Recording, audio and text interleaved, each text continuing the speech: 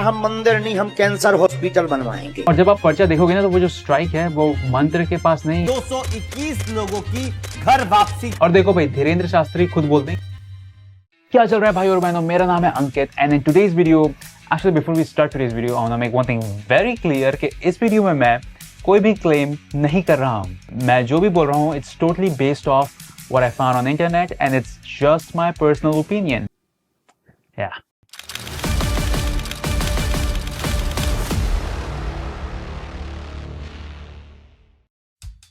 देखो, अगर तुम लोग मेरी वीडियोस ऐसे थोड़ा पहले से देखते हुए आ रहे होगे ना तो तुम लोगों ने एक पैटर्न नोटिस किया होगा कि एक चीज़ जो मुझे पसंद नहीं है वो है धर्म में सुपरस्टिशन का होना।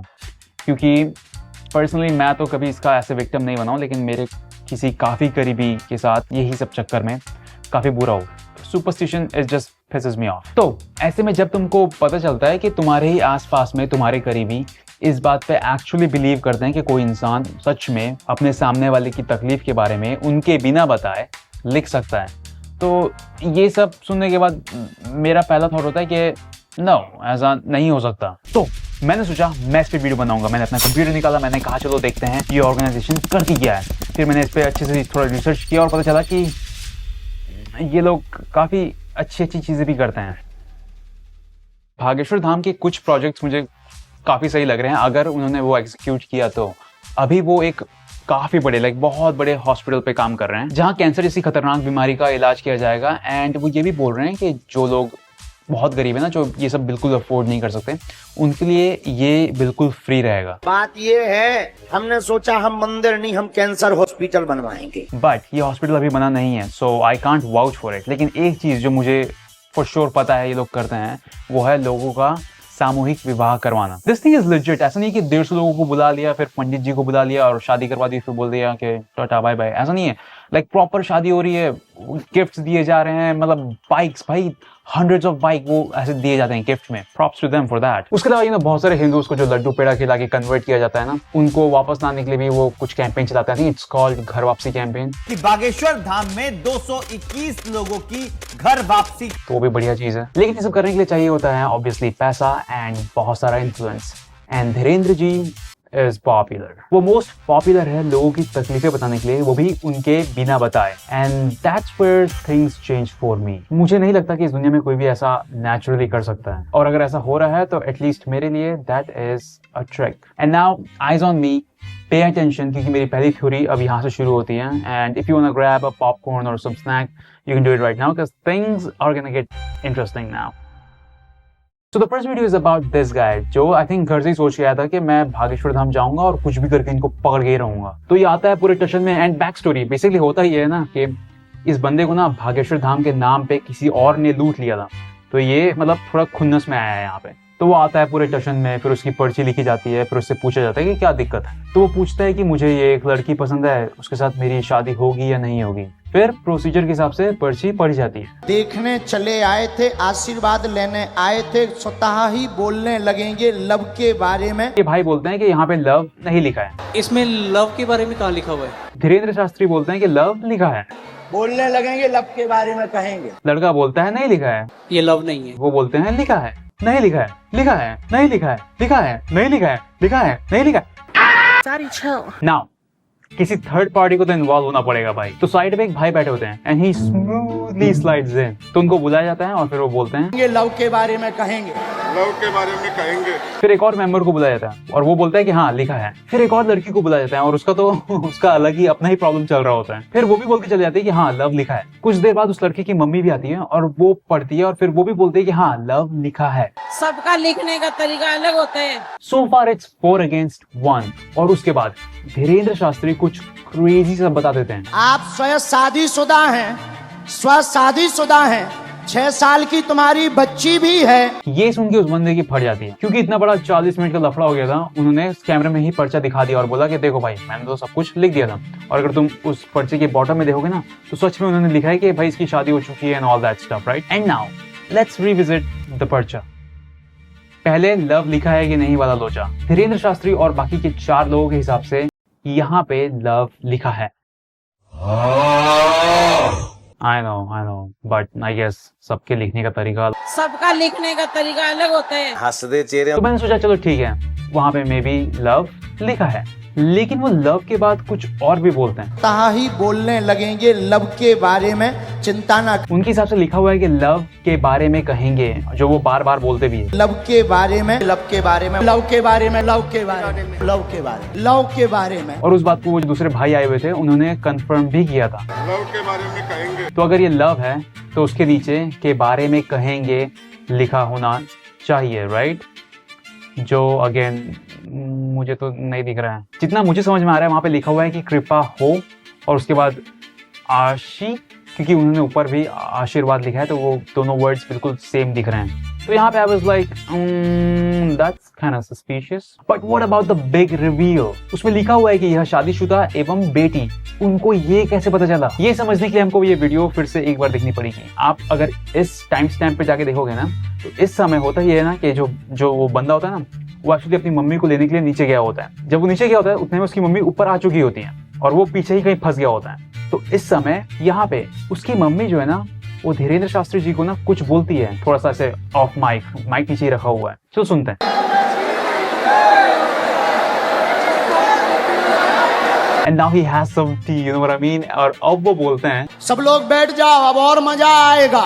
जब छिलाई होगी तब मजा आएगा। होता यह है कि ये बात उसकी माँ से पता चलने के बाद भी इस बात का क्रेडिट वो खुद ले लेते हैं। शादीशुदा है, 6 साल की तुम्हारी बच्ची भी है। क्या ये बात सही है? सच है। कान पकड़ो, क्षमा मांगो। ये बात अगर सही है सब, तो फिर हमारा पर्चा।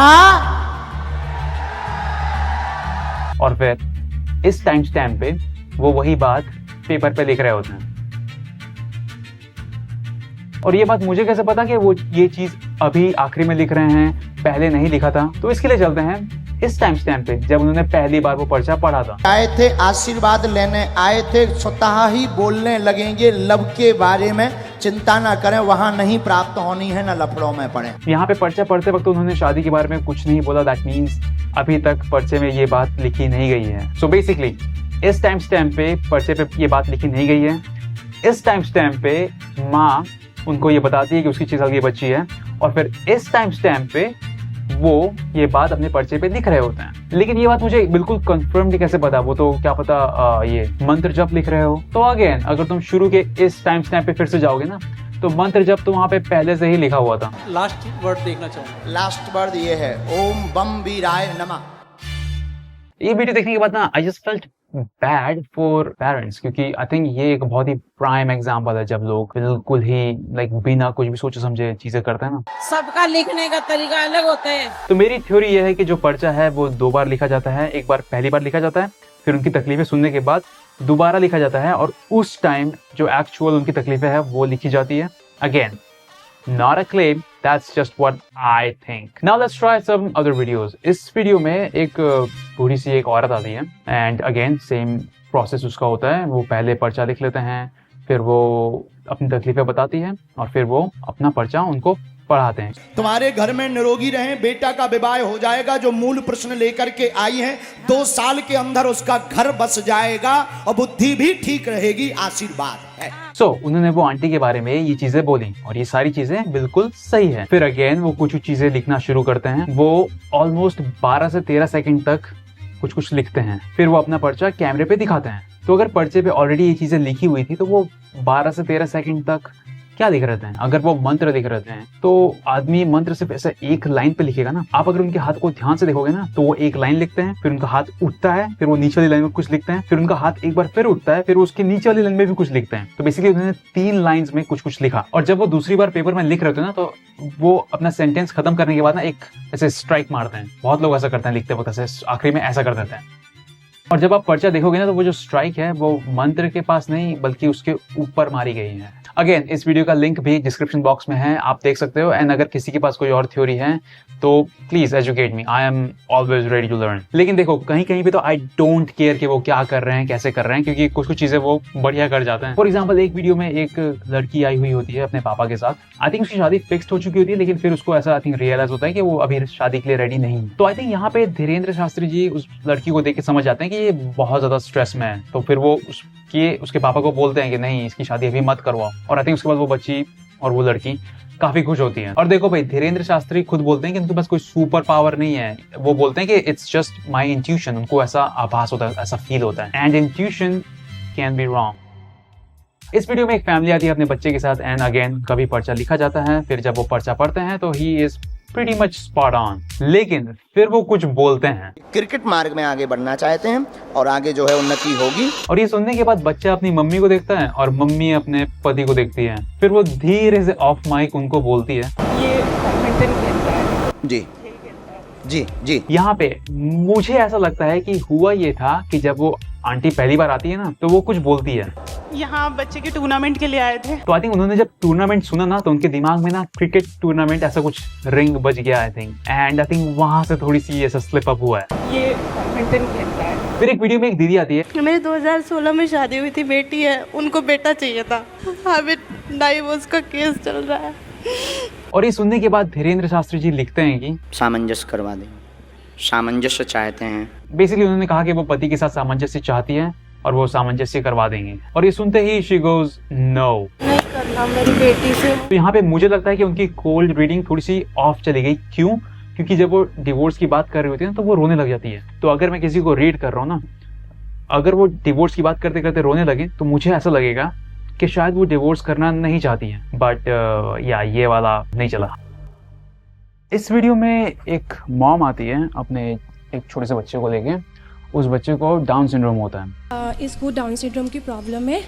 ये समझदार नहीं है, समझता नहीं है, स्कूल नहीं जाता। नजदीक आओ बहन जी। मैं चाहती हूँ कि नॉर्मल स्कूल जाए, ये समझदार हो जाए। मंद बुद्धि का है बेटा, पितर दोष के कारण पितर हैरान कर रहे हैं, जिससे बालक पर प्रभाव पड़ा हुआ है। पढ़ेगा भी और नॉर्मल लाइफ जैसी बच्चों की होती है वैसी होगी, पर नियम का पालन करेंगे तो। इस पूरे वीडियो में आई थिंक मुझे गलती तो बच्चे की मम्मी की ही लगी, क्योंकि I am pretty sure doctor ने उनको बताया ही होगा कि डाउन सिंड्रोम ऐसी कोई बीमारी नहीं है जिसको आप ऐसे ठीक कर दोगे। It's a condition.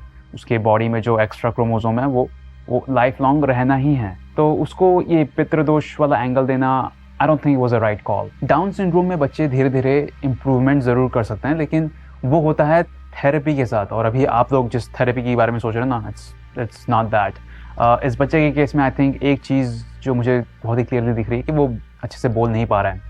तो आई थिंक इसे स्पीच थेरेपी की भी ज़रूरत है, और ये सब चीज़ों के लिए प्रोफेशनल की ज़रूरत पड़ती है, someone with a lot of patience. I think बच्चे की मम्मी को कुछ ऐसा सुनना था जो डॉक्टर ने उनको नहीं बोला था, and I think that's why she was there. अब इसमें मुझे दिक्कत क्या लगती है पता है? जैसे अगर वो बच्चा थेरेपी वगैरह लेके अगर वो इम्प्रूवमेंट करता है ना, तो उनको लगेगा कि बच्चे ने इम्प्रूवमेंट किया क्योंकि वो यहाँ आई। लेकिन अगर वो बच्चा उतना इम्प्रूवमेंट नहीं करता जितना वो एक्सपेक्ट कर रही है, तो उनको हमेशा ऐसा लगेगा कि वो बच्चे ने इम्प्रूवमेंट नहीं किया क्योंकि उन्होंने अच्छे से नियम का पालन नहीं किया। And I can tell you one thing with 100% guarantee, ये जो वीडियो है ना वो 2 साल पुराना है, राइट? तो अगर उस बच्चे को सच में डाउन सिंड्रोम था, जो हालांकि उस बच्चे के फेशियल फीचर्स को देख के लगता ही है कि उसे डाउन सिंड्रोम है, तो अगर उसे 2 साल पहले डाउन सिंड्रोम था ना, तो उसे अभी भी डाउन सिंड्रोम होगा ही, क्योंकि there is no way to reverse this whole thing. और अगर इसको रिवर्स करने की टेक्नोलॉजी आती भी है तो वो साइंस से आएगी, झाड़े से नहीं। 5 मंगलवार में इसको झाड़ा लगना है, थोड़ा समय लेकर जाइए, वहाँ भीड़ बहुत होती है।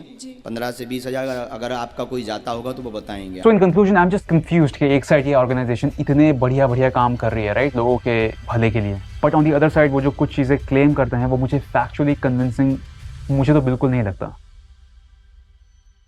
तुम लोग मुझे कमेंट सेक्शन में बता सकते हो कि तुम्हारे क्या व्यूज है इस सब्जेक्ट पे। एंड आई नो अभी किसी का हाथ ऑलरेडी कीबोर्ड पे होगा ही ऐसा कुछ लिखने के लिए। Just I care.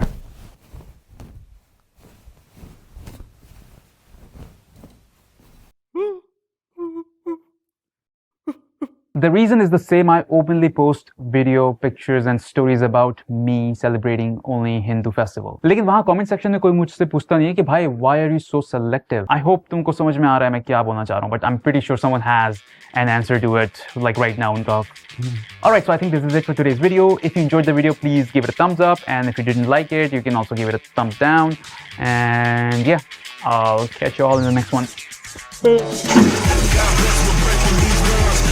Short to play on speed.